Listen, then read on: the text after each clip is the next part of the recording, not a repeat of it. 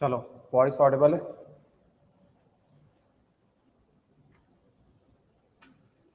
Voice Audible है क्या?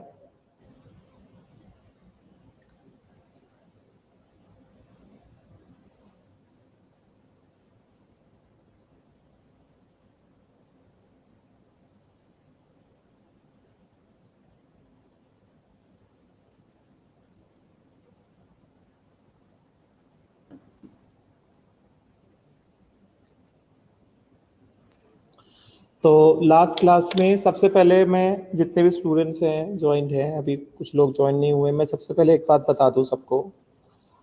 अगर आप लोग को किसी भी चीज़ में कोई तकलीफ होती है, कोई चीज़ नहीं समझ में आती है, किसी चीज़ में डाउट होता है, आप उसको बेशक बिंदास पूछो।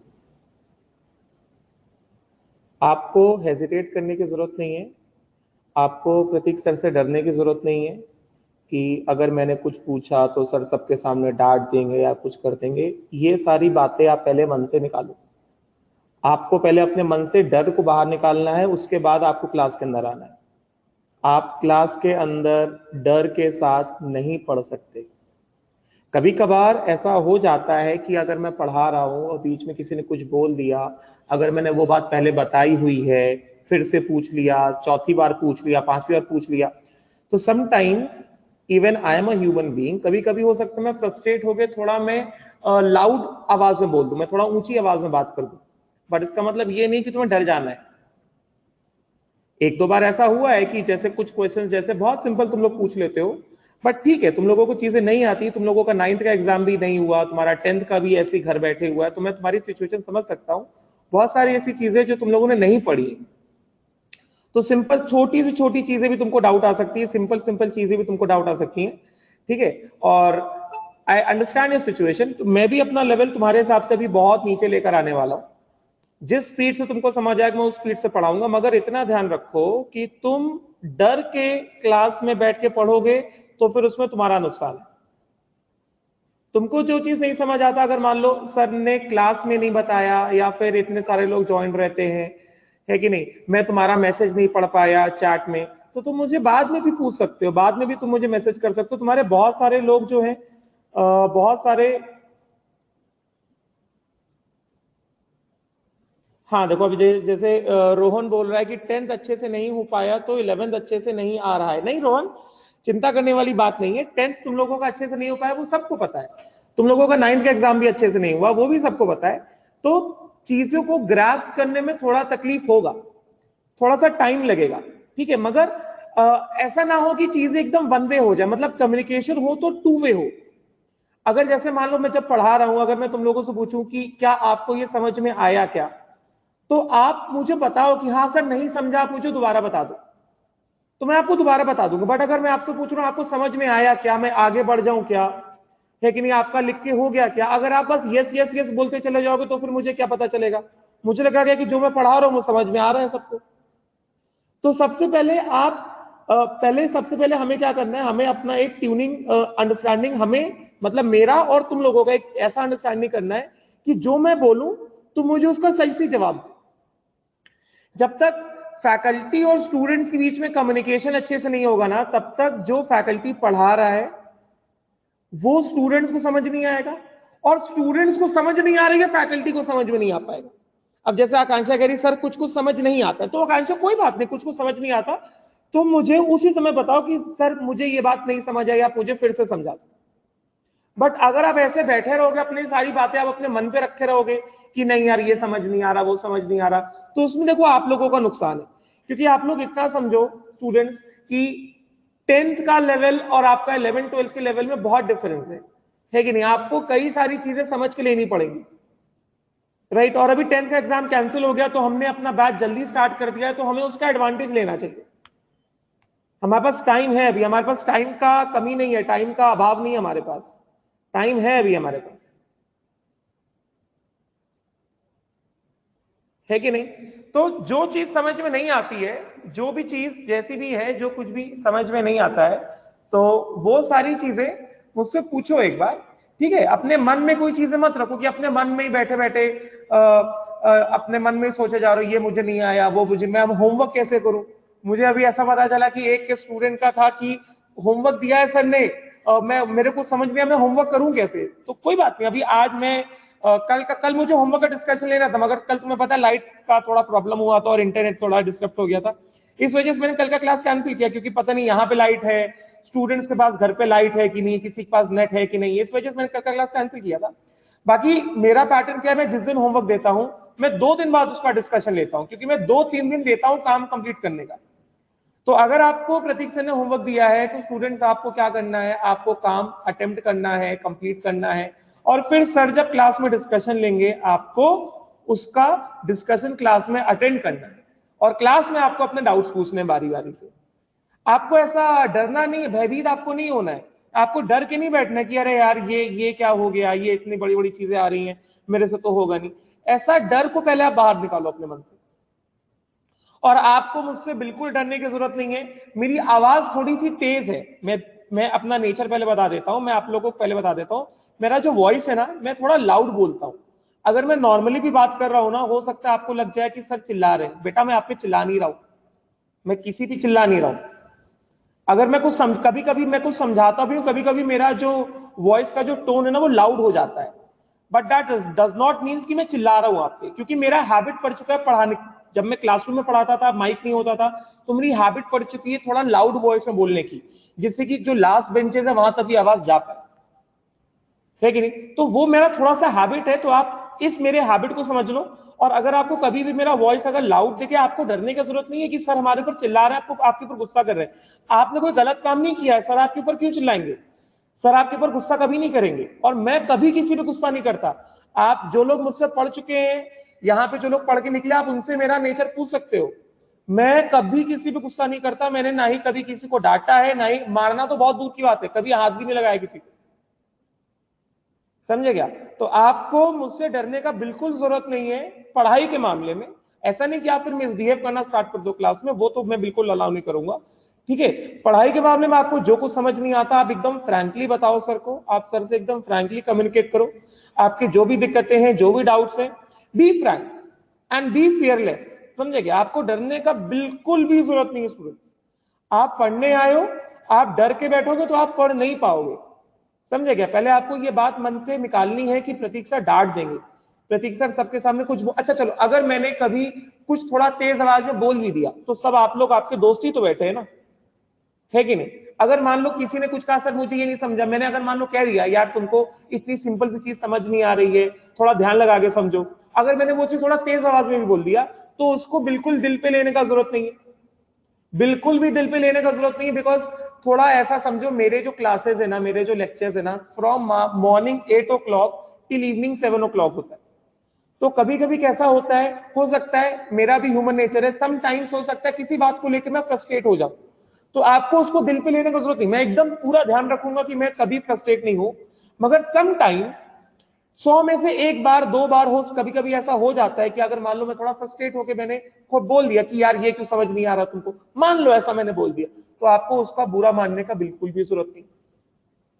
अगर मैं कभी कभी ऐसा बोल भी देता हूं ये तुम्हें समझ क्यों नहीं आ रहा, मगर उसके बाद भी मैं बताता हूं, ऐसा नहीं है कि अगर किसी ने डाउट पूछा सर मुझे ये नहीं समझा, अगर मान लो मैंने बोला भी कि आप लोग क्यों नहीं समझ पा रहे हो, कि आप लोगों को देर से समझ रहा है, अगर मैंने कुछ तेज आवाज में आपसे कहा भी होगा, उसके बाद मैंने आपको बताई भी है वो चीज, ऐसा नहीं है कि मैंने बिना बताए मैं वो चीज आगे में स्किप कर गया हूं, क्योंकि मुझे आप लोगों का सिचुएशन पता है, कंट्री का सिचुएशन क्या चल रहा है। 2 साल से स्टूडेंट जो है सब घर पे बैठे हुए हैं, सब उनका ऑनलाइन चल रहा है, ठीक है।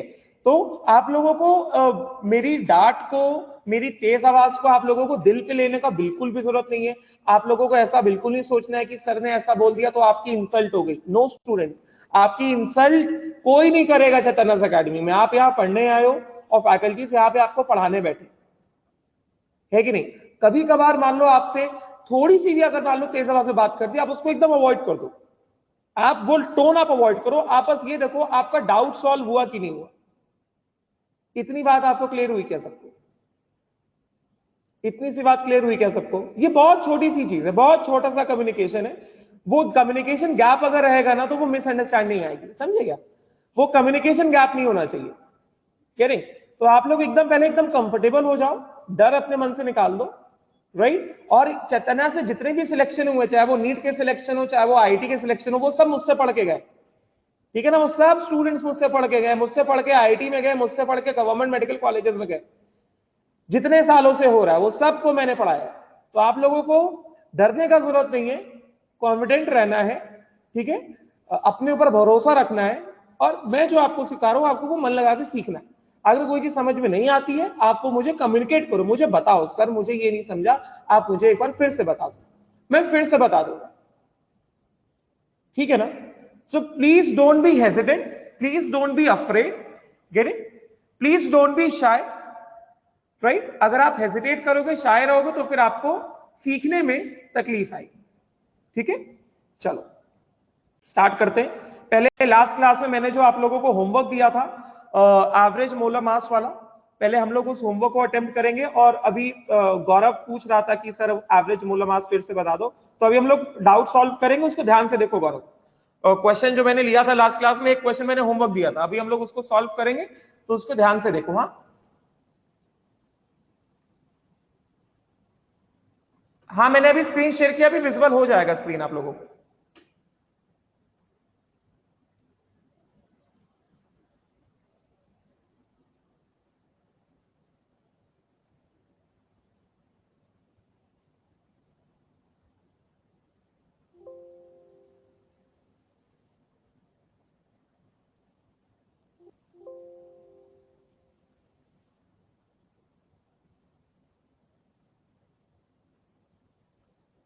तो मैंने आप लोगों को लास्ट क्लास में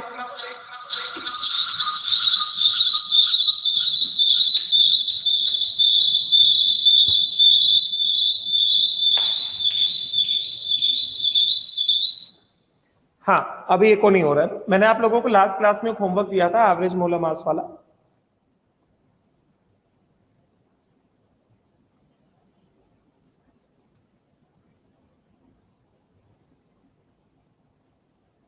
पहले हम लोग उस होमवर्क का डिस्कशन करेंगे, ठीक है। अभी पहले मैं आप लोग से ये पूछता हूं कि आप लोगों को एवरेज मोलर मास में क्या डाउट है, उसके फॉर्मूले में आप लोगों को क्या डाउट है। एवरेज मोलर मास का मतलब क्या है? एवरेज मोलर मास का मतलब ये होता है कि अगर आपके पास मिक्सचर ऑफ मॉलिक्यूल्स दे दिए गए, आपके पास CO2 दे दिया गया, आपके पास O2 दे दिया गया, आपके पास N2 दे दिया गया, आपके पास Cl2 दे दिया गया, और कहा गया आपको कि भाई इस मिक्सचर का आपको मॉलिक्यूलर मास निकालना है, तो सर ने आपको एकदम सिंपल सा फॉर्मूला क्या बताया गया है स्टूडेंट्स।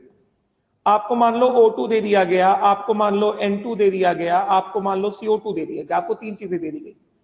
इसका मोल फ्रैक्शन आपको काई O2 दिया है, इसका मोल फ्रैक्शन आपको काई N2 दिया है, इसका मोल फ्रैक्शन आपको काई CO2 दिया है कि नहीं। आपको मान लो इतनी सारी चीजें दे दी गई,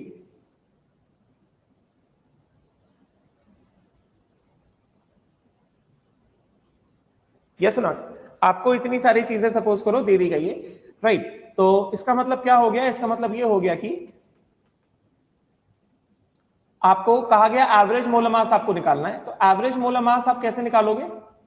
average gram molar mass, average gram molar mass आप कैसे निकालोगे?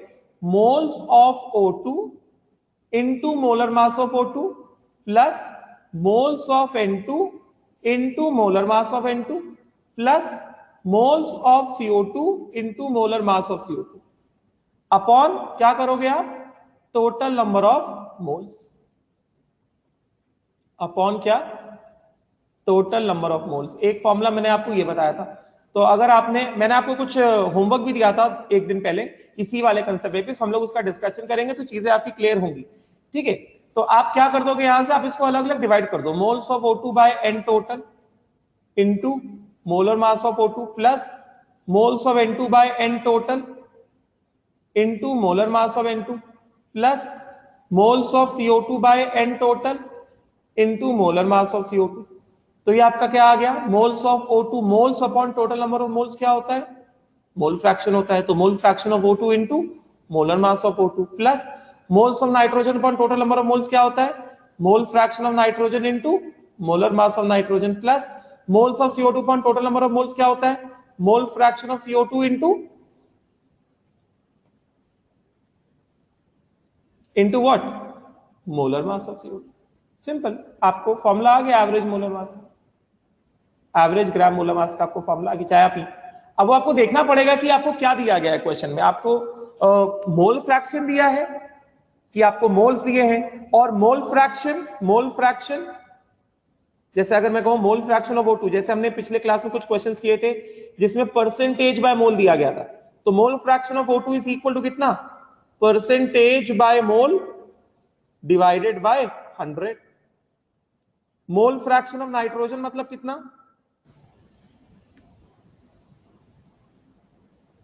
Percentage by mole of N2 divided by 100।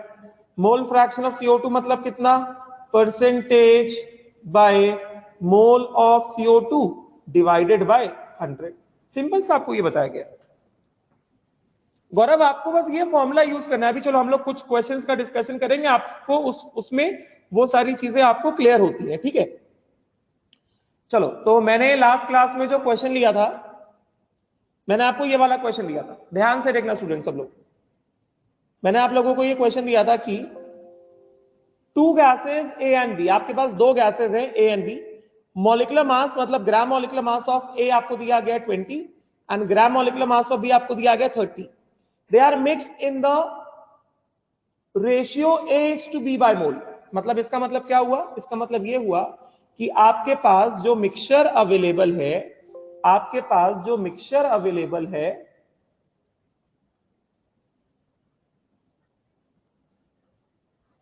Starting में आपके पास जो मिक्सचर अवेलेबल है, यहां पे आप ऐसे देखो, ये आपके पास मिक्सचर है,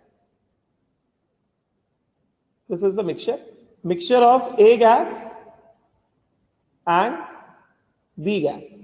तो स्टार्टिंग में क्या कहा जा रहा है, moles of A is to moles of B is what A is to B। आपको ये कहा जा रहा है, आपको कहा जा रहा है कि two gases A and B are mixed in the mole ratio A is to B by mole. मतलब मिक्सचर में moles of A upon moles of B कितना है, small a upon small b।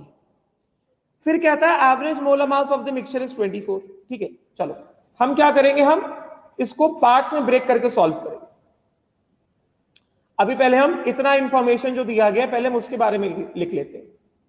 अभी आपको इतना इंफॉर्मेशन जो दिया गया स्टूडेंट्स, अभी हम लोग इसके बारे में लिखते हैं। पहली दो लाइनों के बारे में जो लिखा हुआ है आपके पास, क्या लिखा हुआ है, ये कौन सा क्वेश्चन था, क्वेश्चन नंबर 2 था।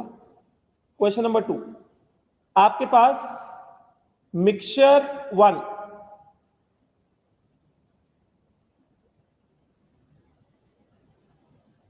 मिक्सचर वन में it is a mixture of A gas and B gas. It is a mixture of A gas and B gas. ठीक है, तो यहां पे क्या दिया गया, यहां पे दिया गया moles of A gas, starting में आपको दिया गया A एंड B जो गैसेस है they are in the mole ratio. चलो पहले मैं ऐसे लिखता हूं, A and B, A gas, थोड़ा बड़ा लिख देता हूं, A gas and B gas are present in ratio A is to B by mole। इसका मतलब क्या हुआ, इसका मतलब आपको क्वेश्चन ये कहना चाह रहा है कि मोल्स ऑफ A, मिक्सचर में moles of A upon moles of B in mixture 1, this is given as A by B। ये बात समझ में आई क्या, they are present in the mole ratio A is to B या A is to B by mole. Ratio कितना है, A is to B by मोल का मतलब क्या हुआ, moles of A upon moles of B कितना है, small a is to small b। आपको ये कहने की कोशिश करी जा रही है। उसके बाद आपको क्या कहा जा रहा है, आपको कहा जा रहा है average molar mass of the mixture, आपको कहा जा रहा है एवरेज। अच्छा ठीक है, चलो अब आपको याद होगा जब आप जूनियर क्लासेस में जब आप रेशियो एंड प्रपोर्शन पढ़ते थे, अगर आपको दिया जाता था ratio of moles of A is to moles of B is A by B, तो क्या हम लोग कॉमन रेशियो X मान लेते थे, हम लोग ऐसे लेते थे क्या, कॉमन रेशियो x ले लो, तो ये मान लो moles of A gas is equal to कितना ax and moles of B gas is equal to कितना bx। ऐसा करते हैं ना सब लोग, इतना तो सबको पता है ना। तो यहां से पास moles of A and moles of B आ गया मिक्सचर में, ठीक है। फिर आप लोगों को स्टूडेंट्स क्या दिया गया है, आप लोगों को दिया गया है एवरेज ग्राम मोलर मास, आप लोगों को दिया गया है average gram molar mass. Average gram molar मास स्टूडेंट्स आप लोगों को क्या दिया गया, आप लोगों को दिया गया है moles of A into molar mass of A plus moles of B into molar mass of B upon what, moles of A, total number of moles, मतलब moles of A plus moles of B, ठीक है। तो यहां से आप लोगों को क्या दिया गया एवरेज मोलर मास में, तो एवरेज मोलर मास में आप लोगों को दिया गया 24, तो ये हो गया 24 is equal to moles of A, moles of A आपके पास कितना है ax into molar mass of A plus moles of B आपके पास कितना है bx, yes, into molar mass of B upon moles of A plus moles of B, ये क्या हो गया ax प्लस bx। ये समझा सबको स्टूडेंट्स, ये बात समझ में आई क्या सबको? कुछ लोगों का आंसर आ चुका है मुझे पता है, बट बहुत सारे लोगों को नहीं आया। ये समझ में आया? तो अभी आप लोग क्या करोगे, क्या हम लोग यहां से x और x निकाल सकते हैं? हम लोग x को कैंसिल कर सकते हैं क्या, बताइए?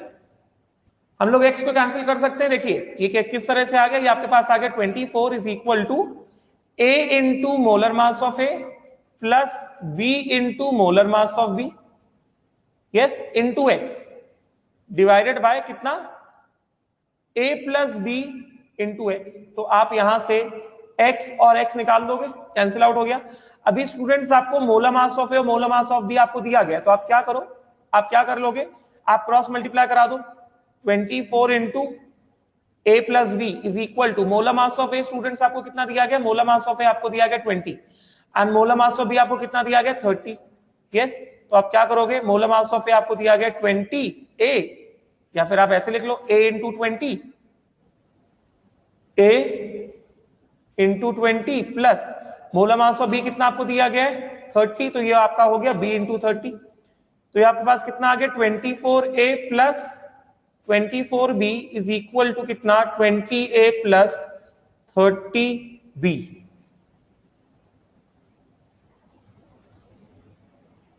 ये सुना, तो आप यहां से क्या कर लोगे, आपके पास क्या आ जाएगा 24a माइनस 20a, कितना आ गया 4a, देखो 24a माइनस 20 आप करोगे, आपके पास क्या आएगा 24a minus 20a which is equal to कितना 30b माइनस 24b।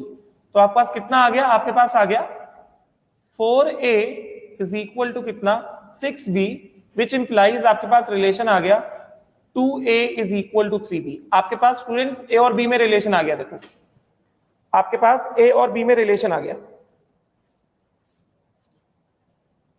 यहां तक समझ में आएगा? अभी हमने बस क्वेश्चन की 2 लाइन ही पढ़ के सॉल्व करी है। क्वेश्चन में जो पहली 2 लाइन दी गई थी हमने बस उन्हीं 2 लाइनों को पढ़ा है और बस हमने उन्हीं 2 लाइनों को पढ़ के सॉल्व किया है।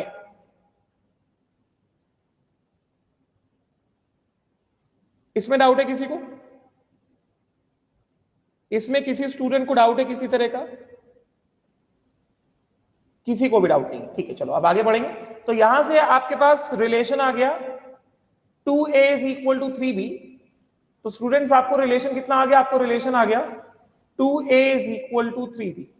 तो यहां से आप क्या कर सकते हो, b बाय a आप निकाल सकते हो क्या, b बाय a आप निकाल सकते हो क्या, b बाय a कितना हो जाएगा आपके पास 2/3 हो जाएगा।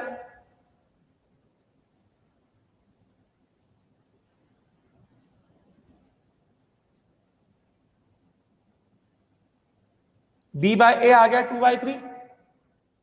इसमें डाउट है किसी को? इसमें किसी को डाउट नहीं है। अब नेक्स्ट चीज आपको कही जा रही है, नेक्स्ट चीज आपको कही जा रही है क्या, what will be the average molar mass and vapor density of gas mixture if A and B are mix in the mole ratio B:A। तो अब आपको दूसरे मिक्सचर की बात कर रहे हैं, समझे क्या क्या कह रहे हैं? मिक्सचर 2, रेड से नहीं करते, मिक्सचर 2। अब स्टूडेंट्स आपको कहा जा रहा है मिक्सचर 2 में ए और बी का ही मिक्सचर है आपके पास। मिक्सचर 2 में जो है ए गैस एंड बी गैस का ही मिक्सचर है आपके पास। ए गैस और बी गैस ही मिक्स्ड है, समझे क्या? इसमें आपको क्या कहा जा रहा है? Moles of A is to moles of B is now equal to B:A। मतलब मिक्सचर 2 में आपको क्या दिया गया है? मिक्सचर 2 में आपको कहा जा रहा है moles of A is to moles of B, this is not equal to A is to B, this is equal to B is to A।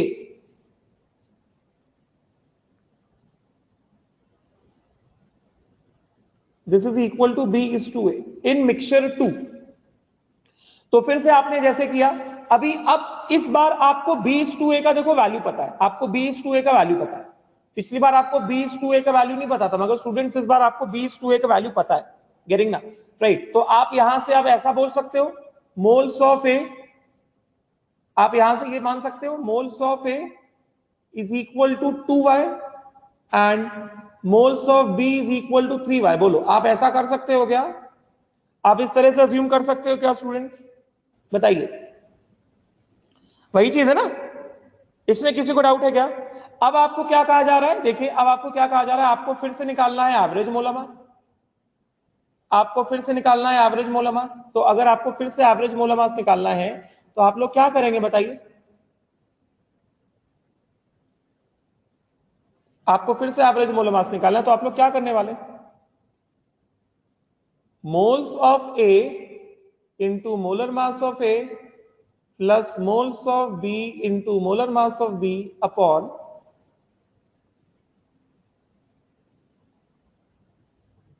What? Moles of A plus moles of B. तो आप यहां से average molar मास कैसे निकालेंगे? Moles of A कितना दिया गया है? 2y into molar mass of A आपको कितना दिया गया? 20 प्लस मोल्स ऑफ बी आपको कितना दिया गया? 3y into molar mass of B आपको कितना दिया गया? 30 whole divided by moles of A plus moles of B. तो moles of A plus moles of B कितना है? मोल्स ऑफ ए हो गया 2y plus moles of B कितना है? 3y। तो यहां से आपके पास सॉल्विंग कर सकते हो आप लोग, कर पाओगे सॉल्विंग? सिंपल मैथ से देखिए कि एवरेज मोलर मास आप लोगों को निकालना है यहाँ पे। Average gram molar mass, moles of A into molar mass of A plus moles of B into molar mass of B upon moles of A plus moles of B. तो moles of A आपके पास कितना है? 2y into 20 plus 3y into 30। तो 2y into 20, 2y into 20 कितना हो जाएगा? 40y हो जाएगा प्लस 3y इंटू 30 कितना हो गया? 90y हो गया अपॉन कितना? 2y प्लस 3y कितना आपके पास आ गया? 5y। तो ये आपके पास आ गया 130y अपॉन 5y। ये कितना आ गया? ये आपके पास आ गया 130/5। तो यहां से आप लोगों ने निकाल लिया एवरेज ग्राम मोलर मास, ये आप लोगों ने निकाल लिया 130/5। तो बताइए 130/5 आप करेंगे कितना आएगा? ये एवरेज मोलर मास कितना आएगा? 130/5 आप करेंगे 26 आएगा कि नहीं आएगा? तो यहां से आप लोगों के पास एवरेज मोलर मास कितना आया? 26 आ गया। This is for mixture 2। आई बात समझ में सबको? किसको डाउट है ये बताओ? किसको डाउट है ये बताओ? जिसको डाउट है वो बताए, बोलो जल्दी। हाँ, इसको आप कर सकते हो, ग्राम में कर सकते हो, बिकॉज ग्राम्स में रहेगा। ग्राम मॉलिक्यूलर मास तो ग्राम्स में रहता है। तो एवरेज ग्राम मोलर मास आपको आ गया कितना? 26 ग्राम आ गया।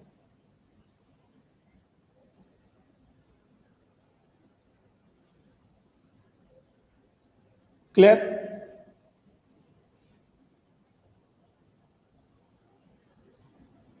क्लियर हुआ?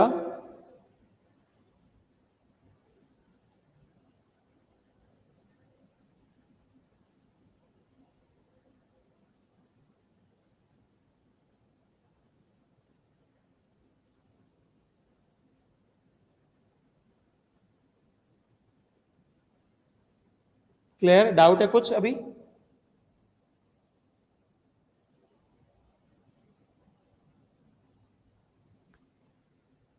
किसी को डाउट है क्या? अब आप वेपर डेंसिटी निकाल सकते हैं? आप लोग वेपर डेंसिटी निकाल सकते हैं क्या? वेपर डेंसिटी आप निकाल सकते हैं? कैसे निकालेंगे आप वेपर डेंसिटी, बताइए। Vapour density of gas mixture आप कैसे निकालेंगे? Vapour density of gas mixture सीधा सीधा फॉर्मूला डाल दीजिए, average gram molecular mass by 2, मतलब वेपर डेंसिटी ऑफ मिक्सचर, उसका तो कोई डायमेंशन होता नहीं है, एवरेज ग्राम मॉलिक्यूलर मास 26/2, ये कितना आ गया आपके पास? 13 आ गया ना। तो वेपर डेंसिटी ऑफ मिक्सचर आपके पास आ गया 13। क्लियर है? क्लियर है क्या? इसमें किसी को डाउट है? कैसा भी कुछ भी डाउट है क्या किसी को? फर्स्ट स्लाइड, फर्स्ट स्लाइड कौन सा, ये वाला? कल्पेश, ये वाला स्लाइड? हाँ देखो जल्दी से जो देखना है। चलो अब बुकलेट निकालो, जो मैंने पीडीएफ डाला है जो ग्रुप में, उसके होमवर्क की हम लोग बात करते हैं, उसका पहले डिस्कशन लेते हैं।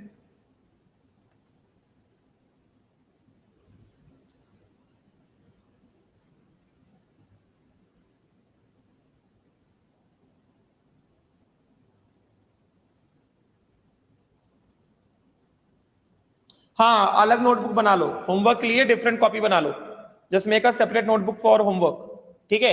ये हटाऊं क्या? ये हटा दूं? ये हटा दूं क्या? हो गया लिख के? चलो अब जो मैंने आपको होमवर्क दिया है पहले हम लोग उसका डिस्कशन लेते हैं, जिससे कि हमने जो पढ़ा है अभी तक आपको वो पहले कंसोलिडेट होना चाहिए, तभी हम आगे बढ़ेंगे।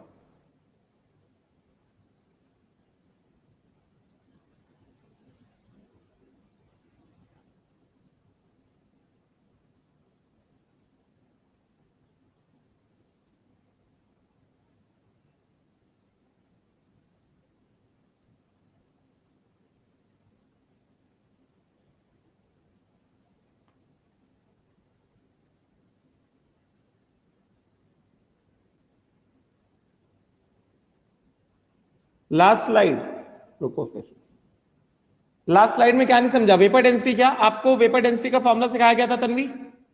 वेपर डेंसिटी का फॉर्मूला आपको क्या सिखाया गया था? वेपर डेंसिटी किसी भी, अगर आपको गैस का वेपर डेंसिटी निकालना है तो वेपर डेंसिटी क्या होता है? Molecular mass of gas divided by 2 ना, ये सिखाया गया था।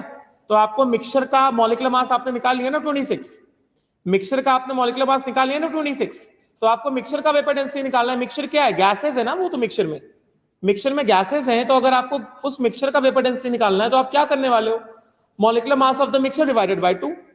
आपने molecular mass of the mixture कितना निकाला? Molecular mass of the mixture आपने 26 निकाला, तो 26 डिवाइड बाय 2 आप करेंगे तो कितना आएगा आपके पास? 13 आएगा कि नहीं आएगा? समझ में आया तन्वी? बात क्लियर हुई? वेपर डेंसिटी क्या होता है? वेपर डेंसिटी की क्लास में आप एब्सेंट थे क्या? रंजीत, रंजीत वेपर डेंसिटी की क्लास में आप एब्सेंट थे क्या? सेकेंड स्लाइड, ये तो मैंने बुकलेट खोल दिया अभी, देखो जल्दी सेकेंड स्लाइड में क्या है, रुको एक सेकंड।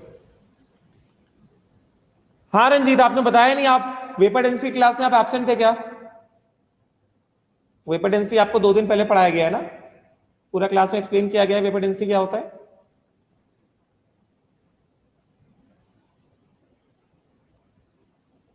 हाँ कल्पेश, देखो सेकेंड स्लाइड, सेकेंड स्लाइड में क्या है? सेकेंड स्लाइड में क्या, ये नहीं समझा क्या? अभी आपके पास B/2A आ गया 2/3, अब आपको क्या कहा जा रहा है? आपको सेकेंड मिक्सचर दिया गया है, आपको सेकेंड मिक्सचर में क्या कहा जा रहा है? What will be the average molar mass and vapour density of the gas mixture अगर A और B are mix in the mole ratio B/2A। अब अगर हमने A और B को B/2A के मोल रेशियो में मिक्स कर दिया तो एवरेज मोलर मास क्या होगा? तो एवरेज मोलर मास क्या होगा? आपको वही काम करना है ना, A plus B, second mixture आपके पास A is to B का रेशियो कितना है? Small b is to small a, तो moles of A to moles of B कितना है, small B to small A, मतलब कितना, स्मॉल बी टू स्मॉल में आपने 2/3 निकाला तो 2/3, इसका मतलब आप बोल सकते हो moles of A is equal to कितना 2y, and moles of B आप कितना बोल सकते हो 3y बोल सकते हो। तो एवरेज मोलर मास क्या होगा, moles of A into molar mass of A plus moles of B into molar mass of B upon moles of A plus moles of B. तो मोल्स ऑफ ए कितना है 2y, molar mass of A कितना है 20, moles of B कितना है 3y, molar mass of B कितना है 30 upon moles of A plus moles of B. वही फॉर्मूला आपको बार बार डालना है, 2y plus 3y, moles of A is 2y, moles of B is 3y, yes not. तो इसको आप सॉल्व करने वाले हो 2y into 20 40y, 3y into 30 90y upon 2y plus 3y कितना 5y। तो कितना आ गया 130y अपॉन 5y, कितना हो गया ये 26 हो गया। सेकेंड मिक्सचर का एवरेज मोलर मास आपको 26 आ गया, आपको वही फॉर्मूला डालना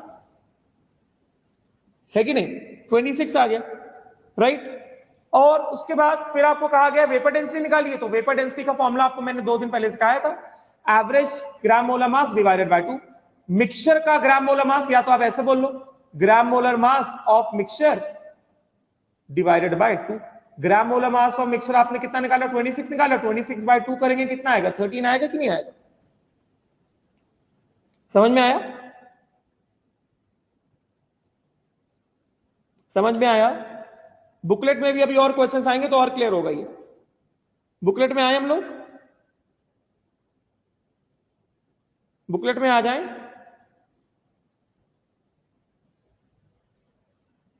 ठीक है चलो चलो। पहले बुकलेट में मैंने तुम्हें कुछ सवाल दिए थे,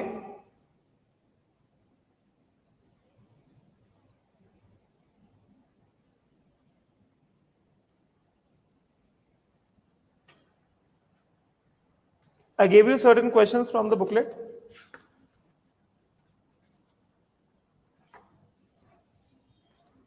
Test your understanding. मैंने आप लोग को दिया था,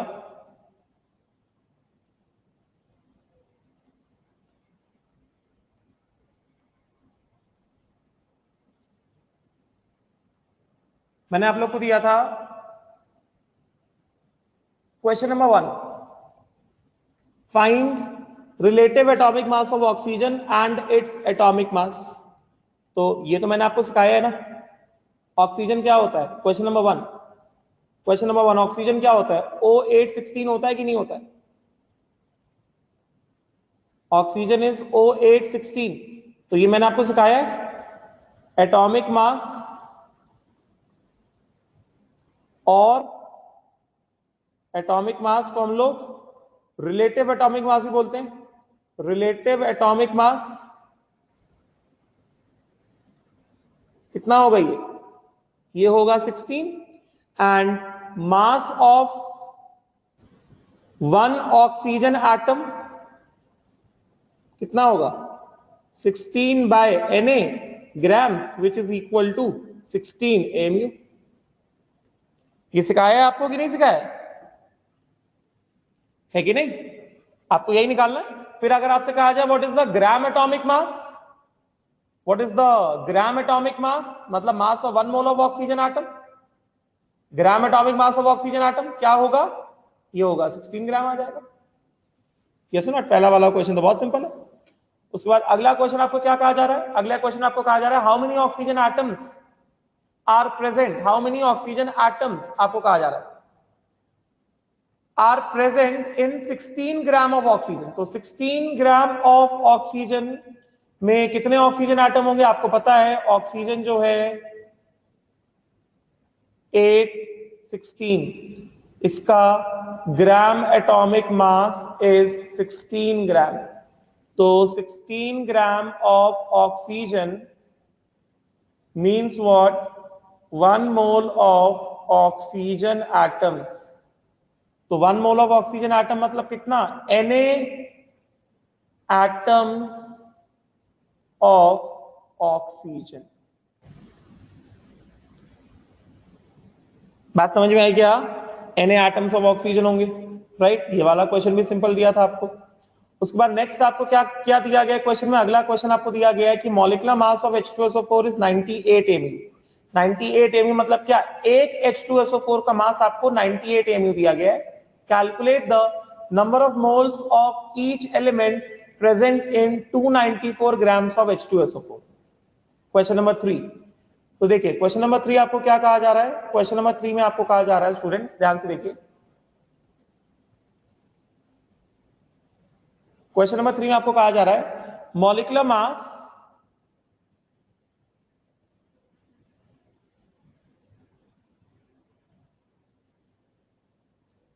मास of H2SO4 is कितना? 98 mu. Yes or not? Molecular mass of H2SO4 is how much? 98 mu. 98 mu मतलब क्या? That means mass of one H2SO4 molecule, एक H2SO4 मॉलिक्यूल का मास कितना है? 98 upon Na grams, which is equal to कितना? 9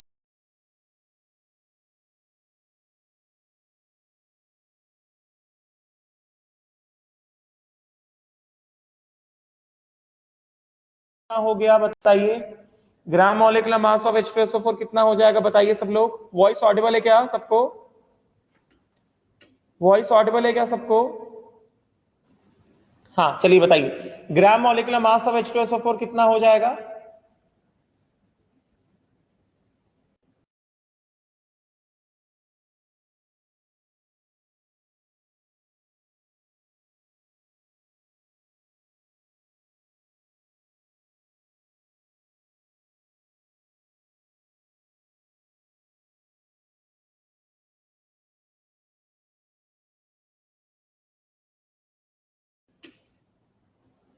mass of Na molecules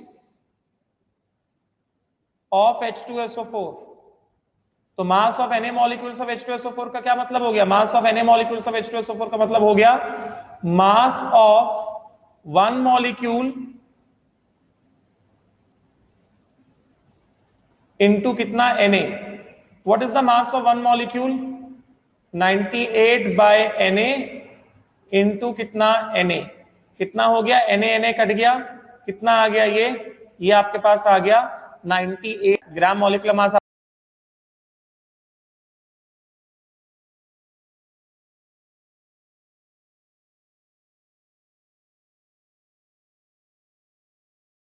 Each element are present in 294 grams of H2SO4. तो आपको मास दिया गया है, आपको मोल्स पूछा जा रहा है कि नहीं स्टूडेंट्स? आपको मास दिया गया है, आपको मोल्स पूछा जा रहा है.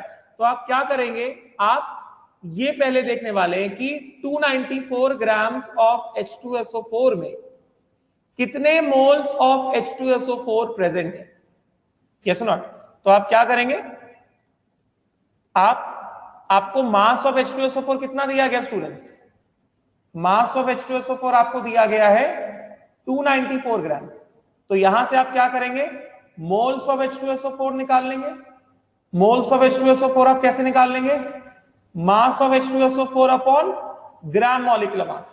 स्टूडेंट्स आपको मास ऑफ H2SO4 कितना दिया गया है? मास ऑफ H2SO4 आपको दिया गया है 294 अपॉन ग्राम मॉलिक्यूलर मास आपके पास कितना है?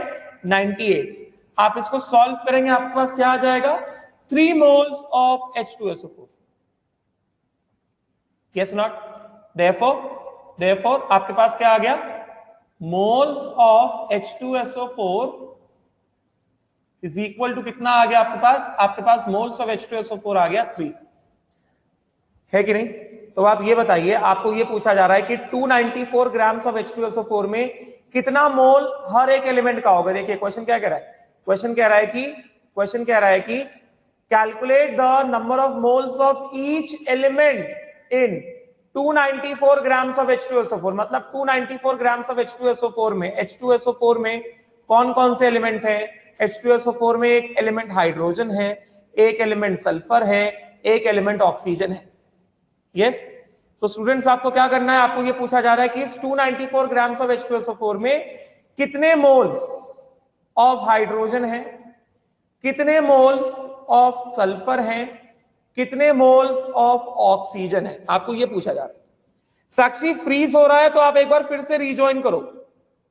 साक्षी भापकर फ्रीज हो रहा है तो आप एक बार फिर से रिजॉइन करो, लॉग आउट करिए, फिर से ज्वाइन करिए, ठीक है ना? राइट। तो आपको क्या दिख रहा है? आपको ये दिख रहा है कि आपको पता है 1 मोल, मैंने आपको सिखाया है 1 मोल H2SO4 के पास, 1 मोल H2SO4 के पास बताइए moles of hydrogen, moles of sulphur and moles of oxygen. तो 1 मोल H2SO4 के पास बताइए कितना मोल हाइड्रोजन है, बोलिए। 1 मोल H2SO4 कितना मोल हाइड्रोजन है? 2 मोल हाइड्रोजन है। कितना मोल सल्फर है? 1 मोल सल्फर है। कितना मोल ऑक्सीजन है? 4 मोल ऑक्सीजन है। तो अब आप बताइए, अगर आप 3 मोल H2SO4 लोगे, 3 मोल H2SO4 लोगे, विच इज कितना 294 ग्राम्स, जो आपको क्वेश्चन में दिया गया है, उसमें मोल्स ऑफ हाइड्रोजन कितना आ जाएगा? 3 इंटू 2, यस नॉट? 3 इंटू 2 कितना आ गया? 6। 3 इंटू 1 कितना आ गया? 3। 3 इंटू 4 कितना आ गया? 12। मतलब मोल्स ऑफ हाइड्रोजन कितना आ गया? 6। मोल्स ऑफ सल्फर कितना आ गया? 3। एंड मोल्स ऑफ ऑक्सीजन कितना आ गया? 12। आया कि नहीं आया? आया कि नहीं आया? डाउट है इसमें किसी स्टूडेंट को? डाउट है तो बताओ।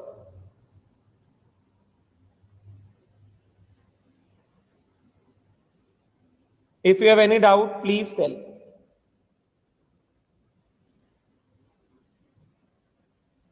If you have any doubt, please tell. No doubt? देख लो ध्यान से एक बार।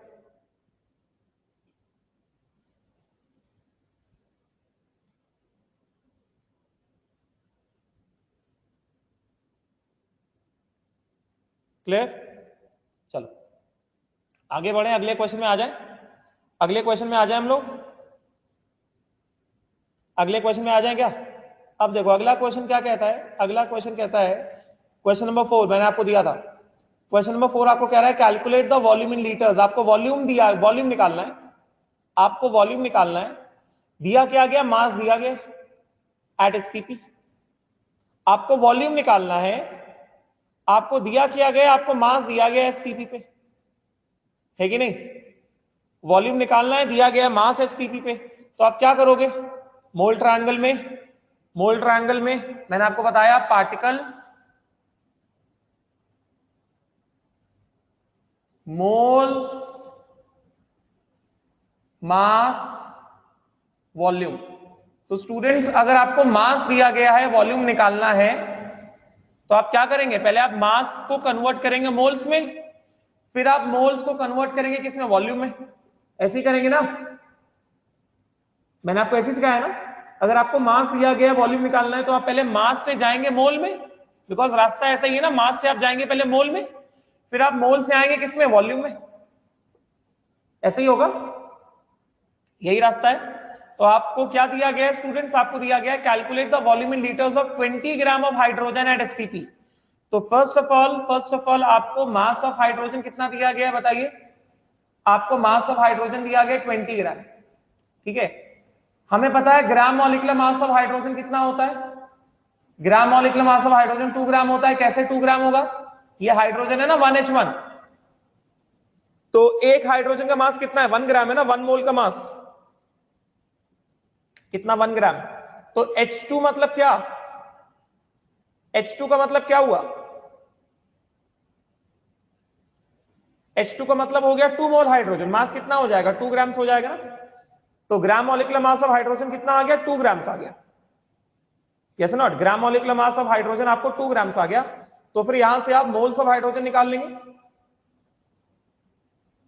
मोल्स ऑफ हाइड्रोजन निकालेंगे, कैसे करेंगे? Mass of hydrogen upon gram molecular mass of hydrogen. Mass of hydrogen कितना है? 20 gram. Gram molecular mass of hydrogen कितना है? 2 है। कितना आ गया? 10 मोल्स आ गया कि नहीं आ गया? तो यहां पे आपके पास मोल्स ऑफ हाइड्रोजन कितना आ गया? 10 आया कि नहीं आया बताइए? मोल्स ऑफ हाइड्रोजन आपको मिल गया 10। अब आपके पास मोल्स ऑफ हाइड्रोजन 10 आ गया, आपको कंडीशन क्या दिया गया बताइए? कंडीशन क्या दिया गया? कंडीशन आपको स्टूडेंट्स दिया गया एसटीपी। गेटिंग ना। अब आपको मोल्स आ गया, आपको वॉल्यूम निकालना है, तो आप क्या करने वाले हैं, moles of hydrogen at STP is equal to volume of hydrogen upon molar volume of hydrogen. यही सिखाया मैंने आपको एसटीपी पे। बताइए मोलर वॉल्यूम एट एसटीपी कितना होता है, बताया गया आपको 22.4 लीटर्स होता है कि नहीं होता है, बताइए molar volume at STP 22.4 litres होता है कि नहीं होता है। ये आता है सबको, जिसको नहीं आता वो बताओ, जिसको नहीं आता वो बताओ। ये पता है ना सबको, मोलर वॉल्यूम एट एसटीपी कितना 22.4 लीटर्स होता है ना। तो इसका मतलब क्या हो गया, मोल्स कितना दिया गया, 10 मोल्स दिया गया है, वॉल्यूम ऑफ हाइड्रोजन अपॉन कितना 22.4 लीटर्स। तो इसका मतलब volume of hydrogen at STP कितना आ गया आपके पास, ये आपके पास आ गया volume of hydrogen at STP आपके पास कितना आ गया 10 इंटू 22.4 कितना आ गया 224 लीटर्स। आया कि नहीं आया, 10 इंटू 22.4 ये कितना आ गया 224 लीटर्स। आया कि नहीं आया, बोलो। डाउट है किसी स्टूडेंट को, किसी को डाउट है क्या, जिसको डाउट है वो बताए, जिसको डाउट है वो बताए। किसी को डाउट नहीं है पक्का, आगे बढ़ जाएं, आगे बढ़ जाएं, समझ में आ गया सबको, ठीक है। तो इस वाले पेज से मैंने आपको पहले 4 क्वेश्चन दिए थे, ठीक है। उसके बाद मैंने आपको क्या दिया था, नेक्स्ट मैंने आपको क्या दिया था, कौन सा पेज नंबर दिया था, ये सब अभी कराया नहीं है, ये सब अभी पढ़ाया नहीं है, ये सब मैंने भी दिया नहीं आपको। फिर शायद ये भी एम्पेरिकल फॉर्मूला भी आपको मैंने नहीं पढ़ाया अभी।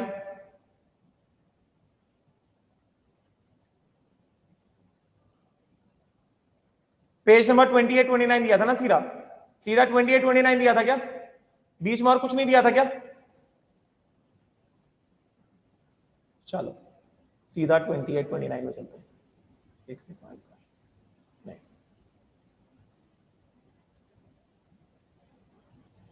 चलो सीधा 28।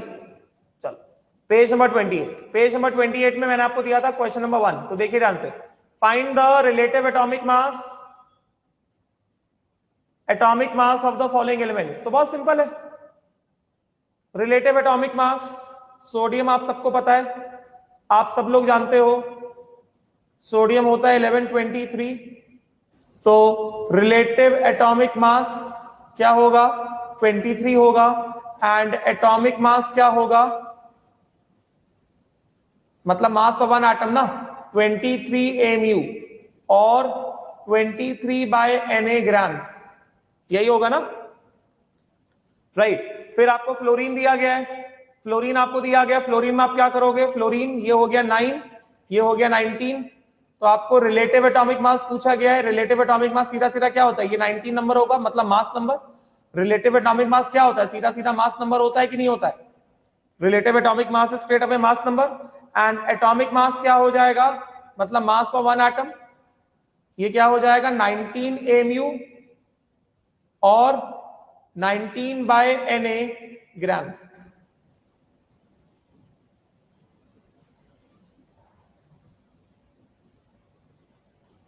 राइट। फिर आपको दिया गया हाइड्रोजन, हाइड्रोजन दिया गया है 1H1